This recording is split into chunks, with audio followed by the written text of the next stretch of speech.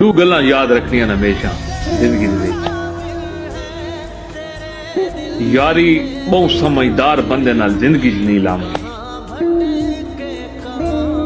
कोशिश करो जज्बाती बंदे नाल दोस्ती होवे या बिल्कुल पागल बंदा होवे, क्योंकि औखे टाइम समझदार बंदे छोड़ वैंदे होंदे ते जेड़े पागल यार जे होंदे ना, जेड़े जज्बाती ते पागल किस्म दे दोस्त विच मैदान दे तुहाडे नाल खलो वैंदे होंदे। अजमाई हुई गल है।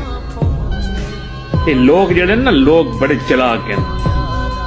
ये रिश्ते नाते यारियां दोस्तियां पैसा रंग नस्ल देख के लैंदे होंदे तलक।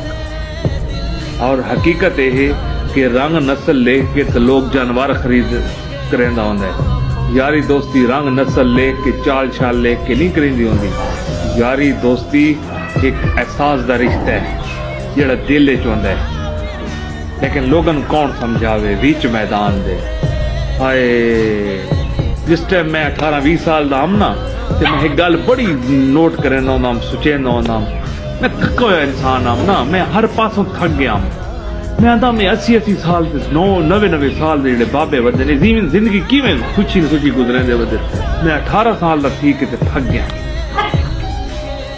लेकिन हुण मैं 42-43 ईयर दा हाँ, 42-43 साल मेरी उम्र है, ते मैंने हुण आके पता लगे कि जिंदगी क्या है।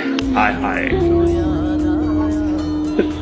अगर अज वाली समझ मेरे को 18-20 साल पहले मैनू आ वैंदी ना, जिस टाइम मेरे अंदर जवानी ते जोश ते जज्बा आई, हुण ही जवान आ, बुढ़ड़े ते कोना।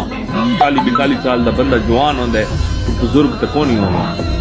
बहरहाल इस लाइफ दा अपना मजा है ते उस लाइफ दा अपना मजा है। बीच मैदान दे डंडा ठोक